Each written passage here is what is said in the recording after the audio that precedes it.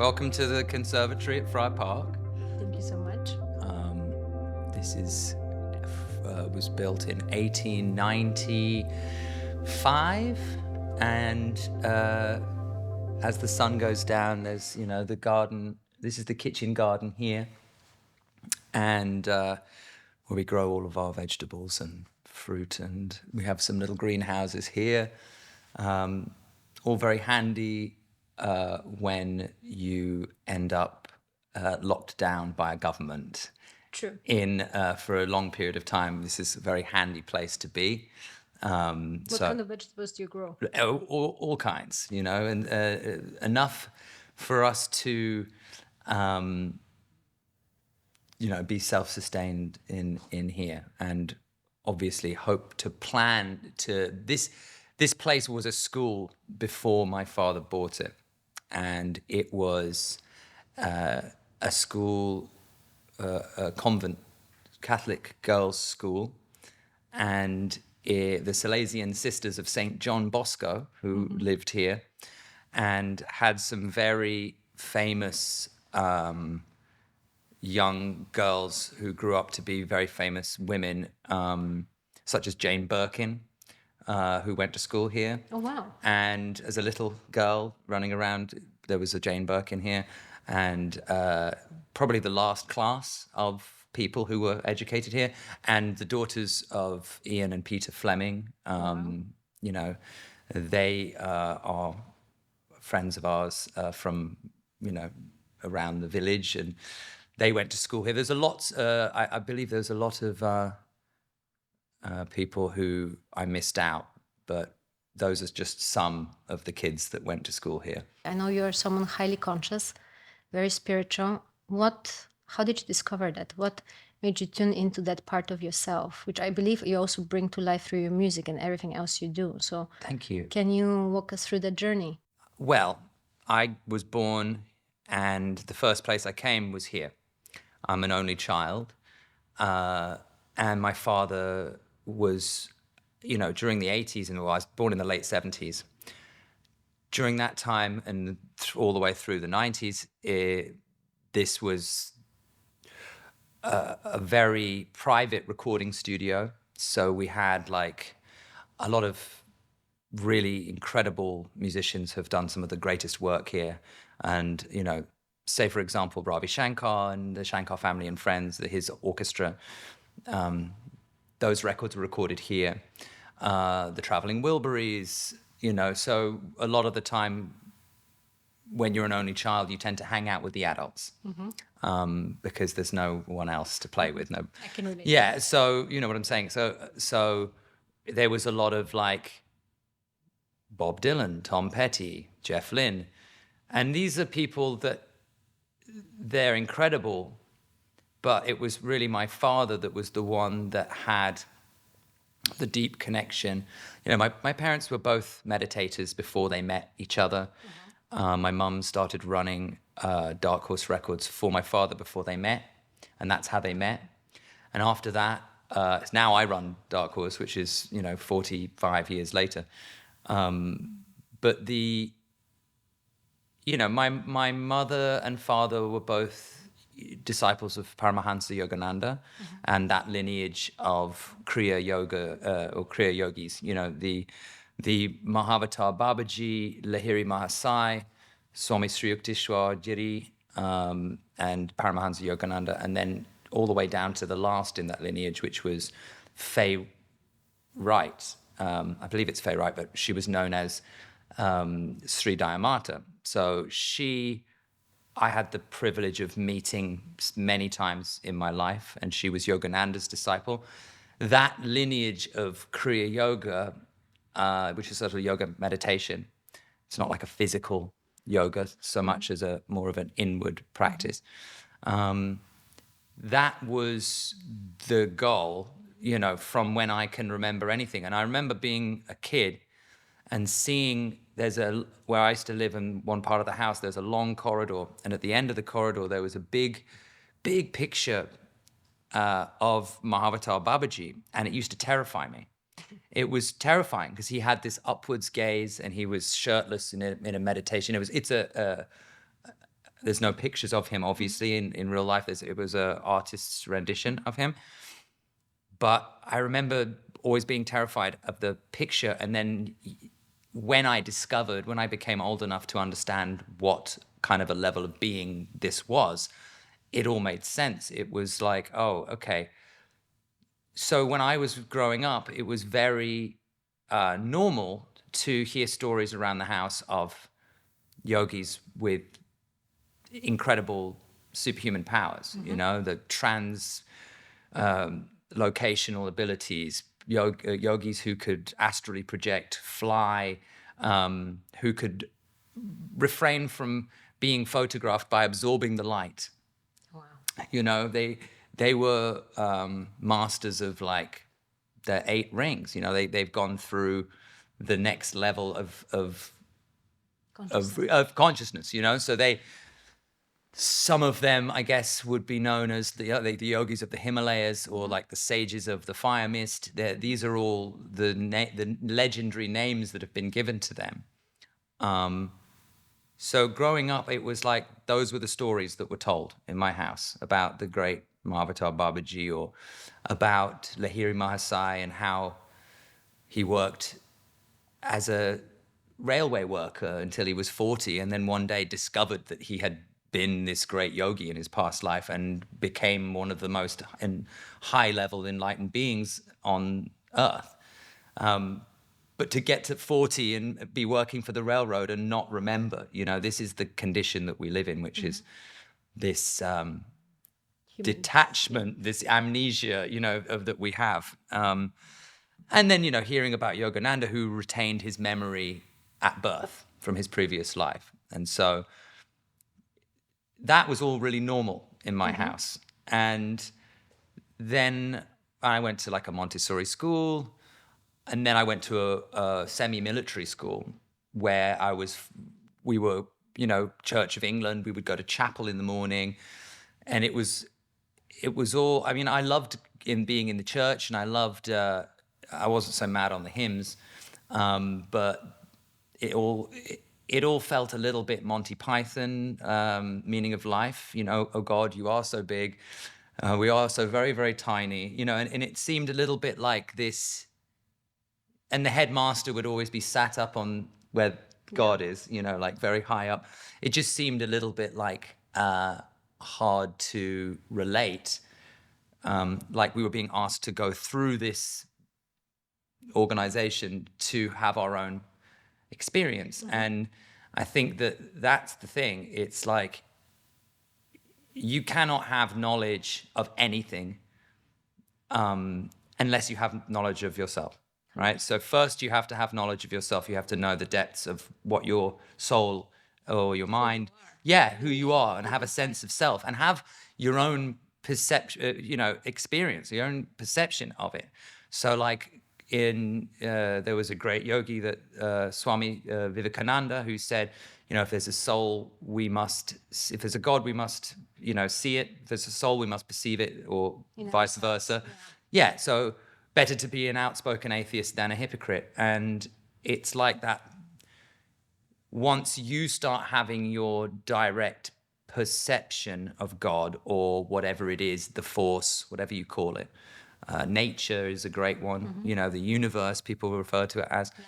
Yes, light and creation. You know, once you've had your own perceptual experience, it's very, sitting in church singing hymns feels a little bit Monty Python.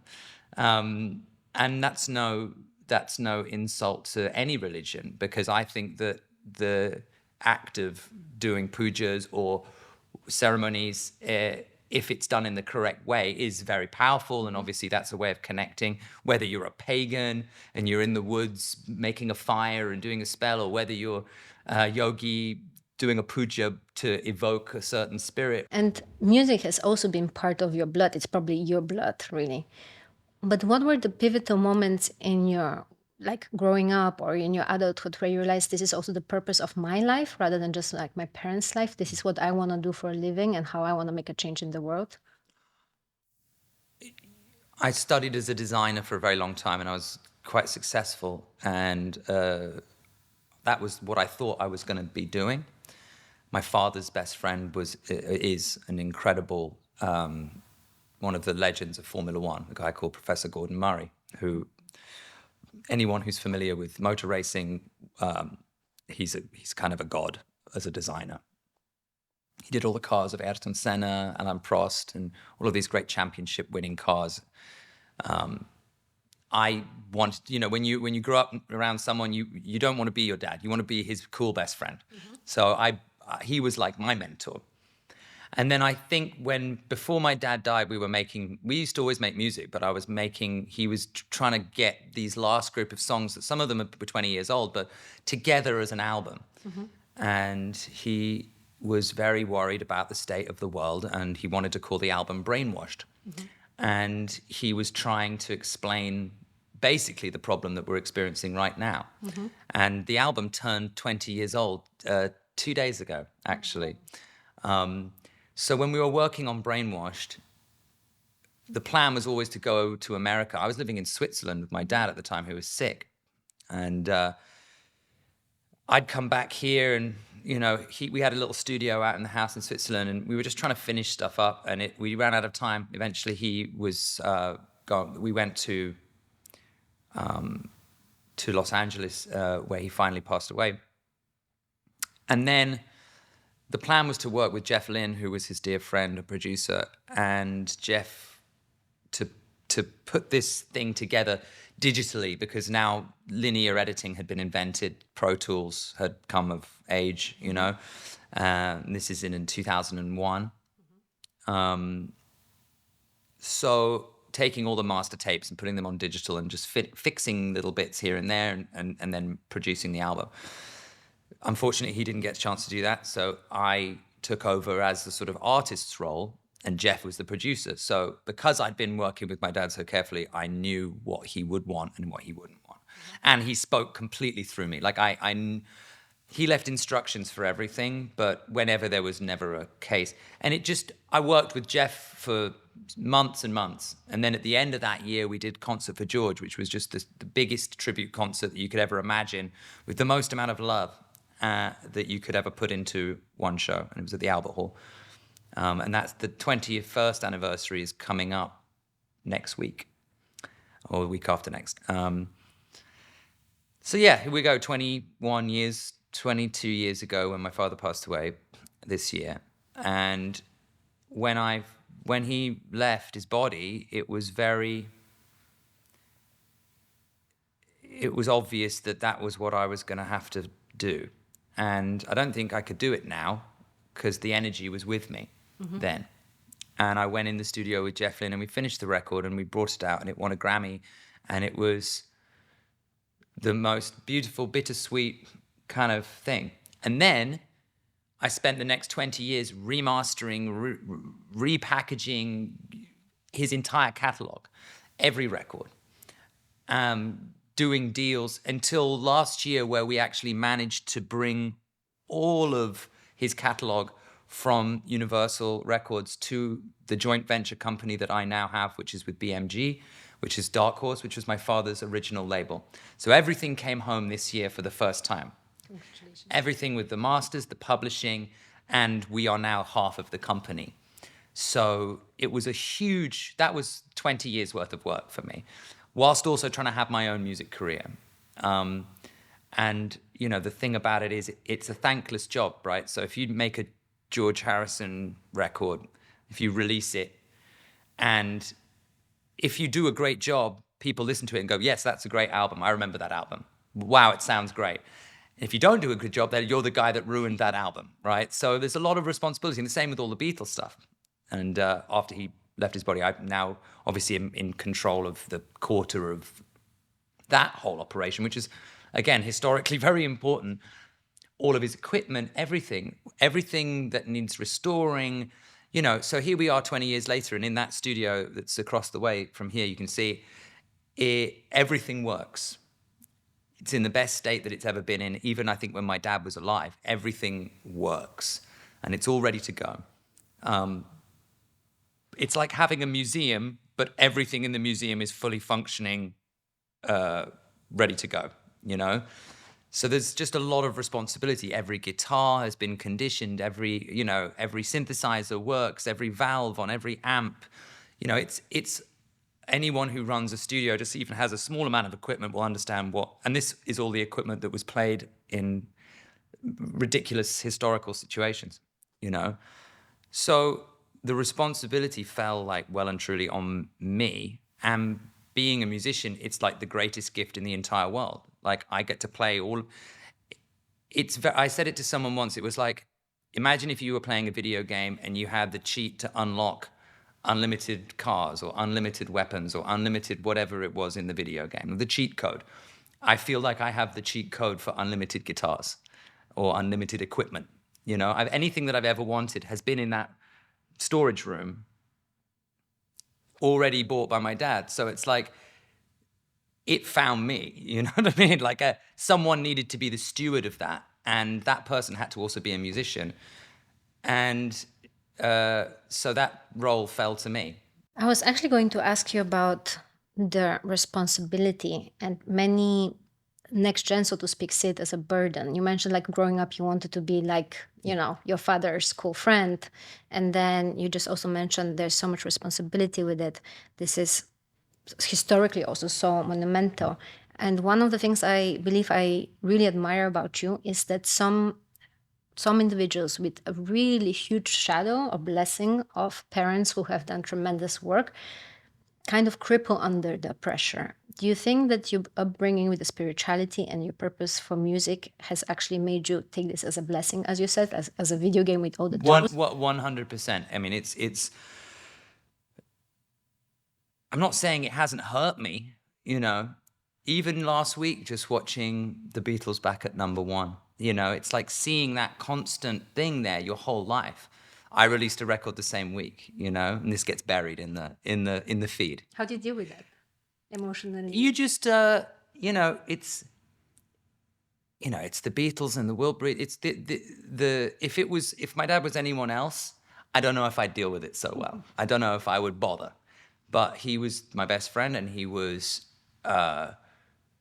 one of my favorite artists of all time. And anything that he did, whether it was building gardens, building race cars, whatever it was that he was into, he had exceptional taste, and it was always something you were always learning. But everything, there is that like, well, why was I born here? Why? And I was given the tools. It wasn't as if, a lot of kids who grow up the sons and daughters of famous people, they don't have the same gifts or the same tools.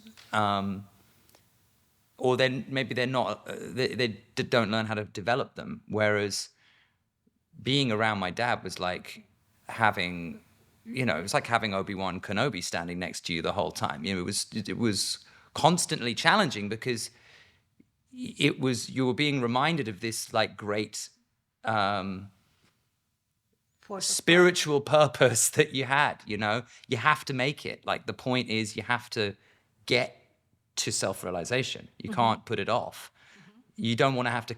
What better chance have you got than right here, right now, being born into this? If you can transcend this with all of its jewelry box allure, then that's, my father did. He managed to walk away from here and he let it all go and he never came back before he passed away. He just one day left and that was it. He never came back here.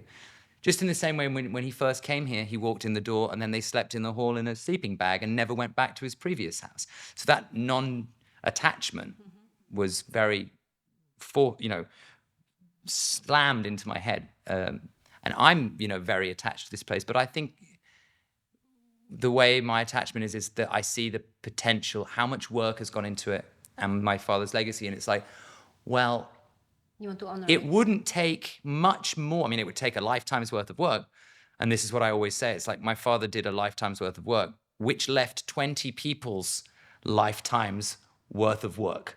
An archivist who's going to be here for the rest of his life.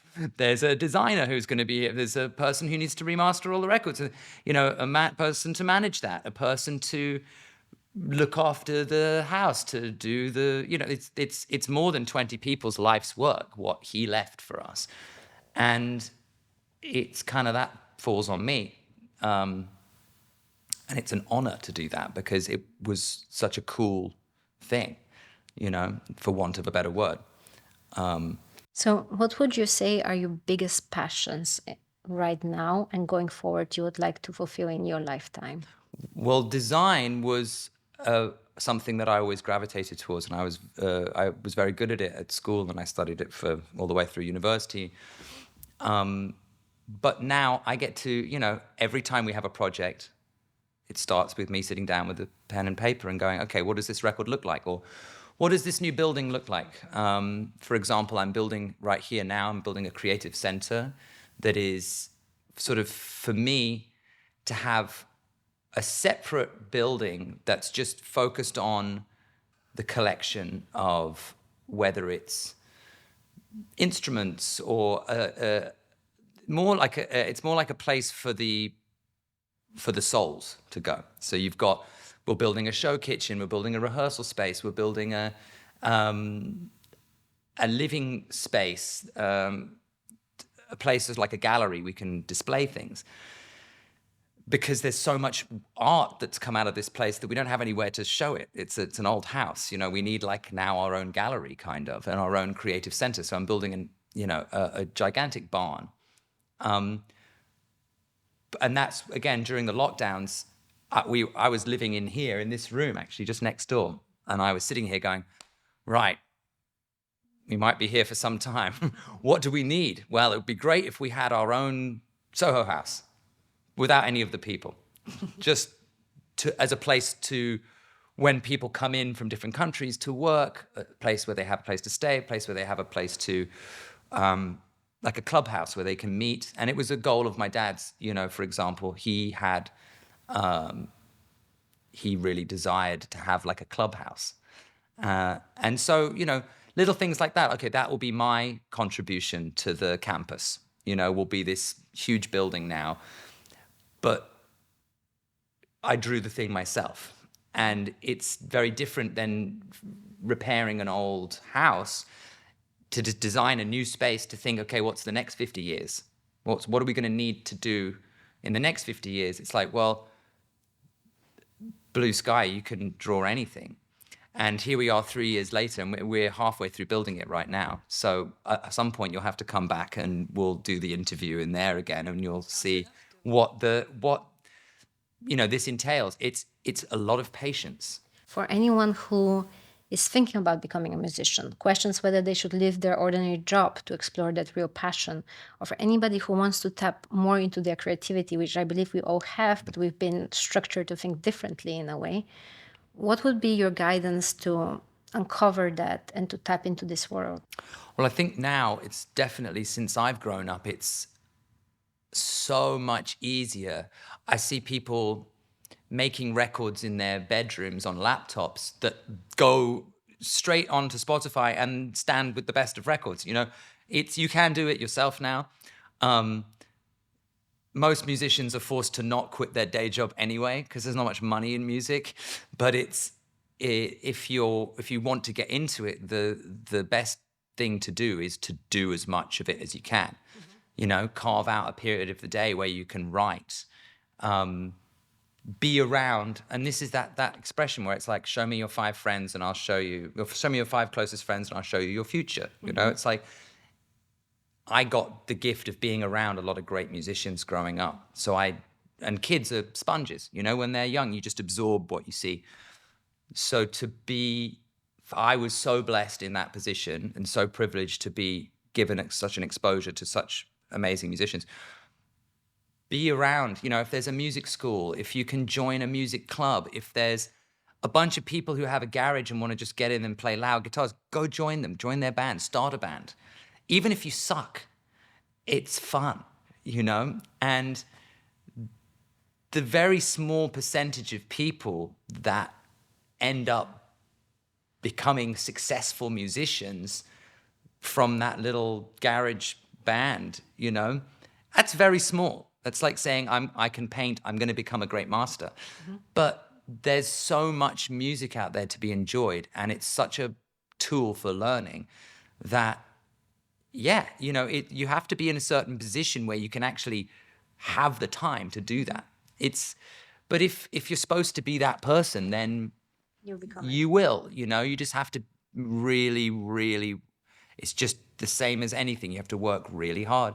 And I do believe in that whole like 10,000 hours, you know, tipping point thing where it's, yeah, you do something for a certain amount of time and it moves into a different part of your brain. It becomes part of you. And you've imagined that future enough that you're actually creating it in your mind. Dhani, thank you so much for hosting us in this super serene place. I wish everybody could see the entirety of it and feel the energy. We're so happy to be here. We're so happy to talk to you. Thank you for listening, and thank you for asking good questions, because it's always nice to talk about the stuff that's, yeah, a bit maybe left of center or right of center, depending on how you look at it. Thank you for being authentic on that note. Thank you. We can't wait to see where your journey is taking you. Well, when we've built this next level, you know, this will be an interesting thing to look back at, because we'll see what the intention was, you know, and so hopefully you can come back and see it when it's all done. We're down for it. Okay. Thank you. Brilliant. Thank you.